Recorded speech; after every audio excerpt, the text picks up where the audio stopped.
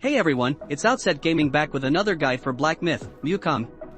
Today, we're diving into a boss guide, and I'm going to show you how to take down the Captain Vice voice. It's actually a lot easier than it seems, or at least easier than what you've probably been dealing with so far. Alright, so let's get right into it. We're tackling the Captain Vice voice today, and while he might look intimidating at first, trust me, he's actually not that bad. The main thing here is staying calm and focusing on the right attacks. Once you get the rhythm, it's all about executing the strategy I'm going to walk you through. The key to this fight is really simple: stay close to the boss, especially underneath him. I know it sounds weird, but it helps you avoid most of his major attacks and lets you focus on what really matters, attacking that wounded leg. You're going to want to keep the pressure on that leg throughout the fight, and trust me, it's going to make him stumble pretty quickly. Now, in the beginning of the fight, once you rush in and get close, don't panic about those thin laser attacks. Sure, they can be a little tricky at first, but they're not hard to avoid. They have a bit of a delay before they hit, so you've got a second and a half to dodge. Just keep that timing in mind, and you'll avoid getting hit. If you're quick on your feet, you'll be just fine. Once you're close to the Captain Vice voice, focus on hitting that wounded leg.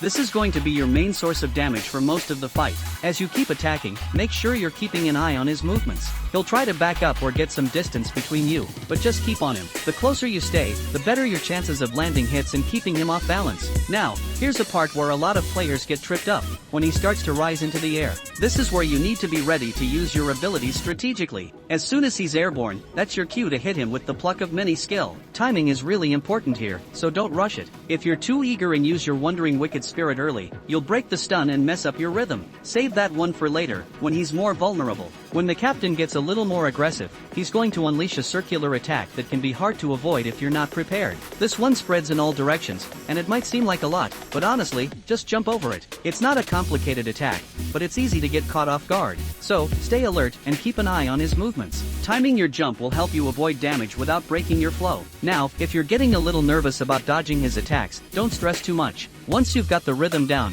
you'll see that staying underneath him is your best bet. I know it feels a little risky, but this is the safest place to be. When you're under him, he'll often fall down defenseless, giving you a window of opportunity to land some solid hits. It's all about positioning. One attack you definitely need to watch out for is when his front legs light up. This is a big one. He's about to do a move that can be hard to dodge, and I'm going to be honest with you, I couldn't find a way to dodge it directly. The best way to avoid this attack is to get underneath him and behind him. It sounds a bit weird, but once you're behind him, you'll completely dodge the attack. This one's a bit of a pain, but as long as you stick to this strategy, you'll get the hang of it. As you're closing in on the end of the fight, you'll notice he's getting lower on health, and that's when you can start focusing on those last few hits. When he starts that light show thing, don't worry about trying to dodge every laser or sprinting around like crazy. Instead, just run casually and conserve your stamina. You don't need to rush here, but you do need to keep an eye on the floor patterns. If they start repeating in the same spot, be ready to adjust your position quickly. Now, for that final attack, it's all about visual timing. When you see the colors shift from orange to red,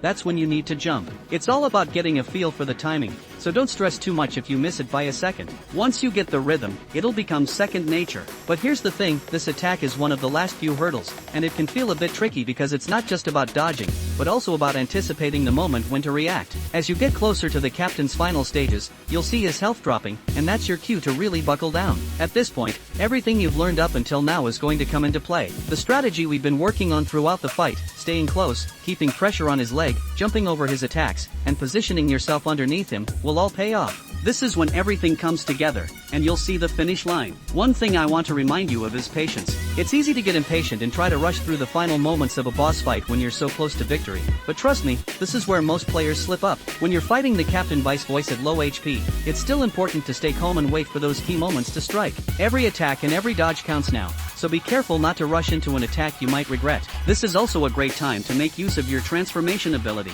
If you're not already, start using your transformation to close in the distance quickly when you're near him. By this point, you're probably pretty familiar with his attack patterns, so having that extra speed to keep up with him will really help you land those final attacks. Plus, if you've got any other abilities or potions to boost your damage, now's the time to use them to push through to the end. Another piece of advice is to stay aware of your stamina. It's easy to get carried away with attacks and running, but you need to make sure you don't overextend yourself. Conserve your stamina when you can, and only use it for the big dodges or when you're really ready to close in on a hit. The last thing you want is to be caught in a situation where you're too exhausted to dodge or attack effectively. And, again, keep your eye on the floor. That light show attack is more of a warning than a random attack. Once you get the pattern, it's pretty straightforward to dodge. But if you get caught off guard or panic, it can mess up the rhythm. Just remember that you're nearing the end, so don't get distracted by the flashing lights or the chaos around you. Stay focused, and you'll have him down. Once the captain's health is at that final sliver, you're in the home stretch. Don't be afraid to go all in with your attacks, but remember everything you've learned so far. Position yourself well, wait for the right moments, and, above all, stay close.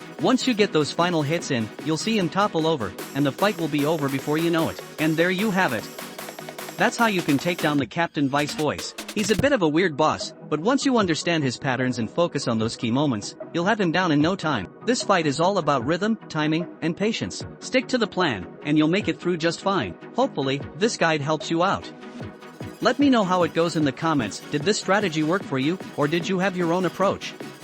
Either way, I'd love to hear about it. If you found this guide helpful, don't forget to hit the like button and subscribe for more guides like this. I've got plenty more content on the way, so stay tuned for future videos. Thanks for watching, and I'll catch you in the next one. Bye bye.